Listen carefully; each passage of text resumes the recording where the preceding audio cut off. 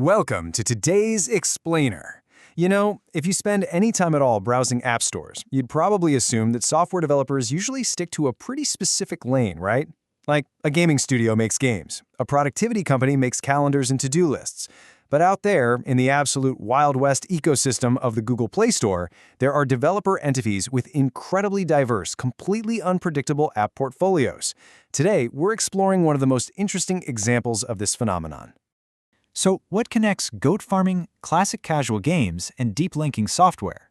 I mean, just let that comedic, thematic whiplash sink in for a second. On one hand, you have rural agriculture and animal husbandry. On another, you've got the kind of casual game you'd play to kill 5 minutes on a bus. And on the third, you have a highly technical concept used by software developers to route URLs into specific locations within an application. It seems literally impossible that these three entirely distinct categories could share the exact same digital DNA, right? Well, the unifying answer to that little puzzle is the Mehra Foundation. According to the Google Play Store, this single developer entity has brought all three of these wildly different concepts to life. They are a fascinating and just uniquely varied developer, and their catalog perfectly captures how open and eclectic today's digital storefronts really are. Section 1. Bakri Palan, Goat Farming, the flagship niche. Okay, let's dive into this. We're going to start by looking at what appears to be the most prominent app in their catalog, Bakri Palan. Just look at that number, over 10,000 downloads. Think about that scale for a moment. This isn't some broad social media network or a trendy puzzle game. This is an application dedicated entirely and exclusively to the practice of farming goats, and it's crossed the 10,000 install milestone. It expresses a genuine truth about digital marketplaces. If you have specialized knowledge, there is a global audience out there waiting for it. The sheer volume of downloads for such a highly specific subject is absolutely brilliant. And you know, these users aren't just downloading it and instantly forgetting about it, they're actually finding real value. The app boasts a very solid 4.1-star rating on the Play Store. This really goes to show that a targeted, niche audience will consistently reward developers who provide useful, highly specific content. When you build something that solves a very particular problem, like, say, how to manage a herd of goats, your audience is absolutely going to appreciate it.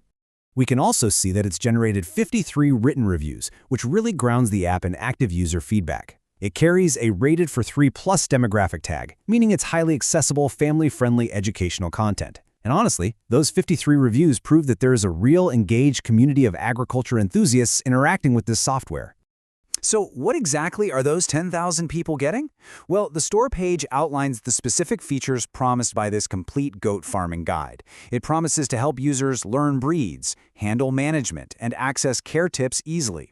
It acts as a direct, highly practical resource. It isn't trying to be everything to everyone, it's just trying to be the best possible pocket guide for an agriculture enthusiast looking to improve their daily farming operations. Now, obviously, as a free resource, it's got to sustain itself somehow, right? The store page explicitly mentions that the app contains ads. This is a completely standard monetization strategy for free informational resources, and it allows the Mehra Foundation to provide this complete farming guide to thousands of users without requiring any kind of upfront purchase. Section 2.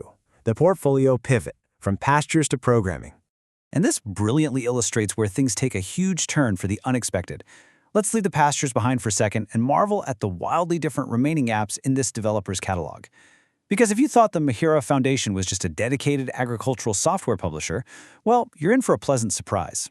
We have a direct contrast here. On one side, Bakri Palan, a distinctly non-technical farming guide.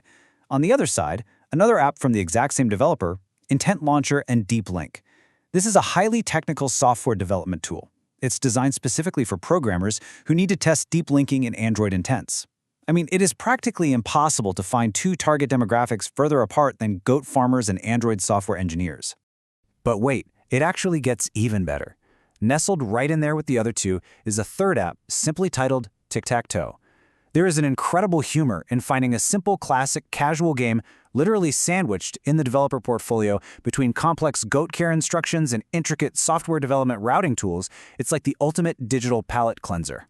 Now, what's really interesting about this is comparing their user reception. It's fascinating. We saw earlier that the agriculture guide was well received, but check this out. The highly technical tool, Intent Launcher and Deep Link, actually sits at a 4.2-star rating, just slightly edging out the popular 4.1-star agricultural guide in user satisfaction. It proves that the Mehra Foundation isn't just throwing random ideas at the wall, they're actually delivering highly rated, fully functional applications across incredibly diverse, entirely unrelated verticals. Section 3. A diverse ecosystem, casting a wide net. So the crucial point is, the Mehra Foundation represents this truly fascinating micro-study of modern app development. As their own developer page simply states, "Welcome to the developer page of Mehra Foundation. We are glad to see you here." They don't even try to unify their work under one strict brand identity.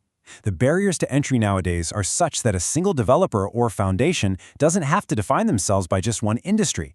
Instead, they prove you can cast a wide net, reaching the agricultural fields, the programming labs, and the casual gamers, all at the exact same time. It really makes you think about the untapped potential of hyper-specific markets, doesn't it? I mean, if an app dedicated entirely to goat farming can gather an engaged community of thousands while sharing space with coding tools and tic-tac-toe, the possibilities are literally endless. So I'm going to leave you with this provocative question to chew on. What incredibly niche app idea would you build to reach your own 10,000 users? Think outside the box, because as we've learned today, the audience is definitely out there. Thanks so much for joining me for this explainer, and keep learning.